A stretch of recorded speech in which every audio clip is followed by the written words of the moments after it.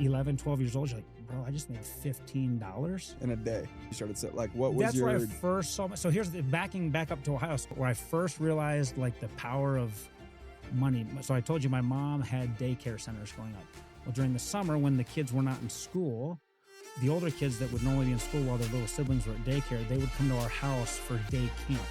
And that's the other reason why we probably had the petting zoo. Well, I'd get down to the local Kmart or whatever, and I would buy those, you know, those popsicles that you cut the top off and you just suck the ice out of them. They're like igloos or icy Otter pop. Pops. Otter Pops. I don't know what they were called then, but I would buy a box of 100 Otter Pops. I remember it was $10. I'm like, okay, that's 10 cents an Otter Pop. I would freeze these things because the day camp happened to be at my house, so I had a little bit of an advantage. I'd come out at the end of the day. There's like 15 minutes before the bell rang, and the vans would take everybody back to these daycare centers, and I would sell them for 25 cents.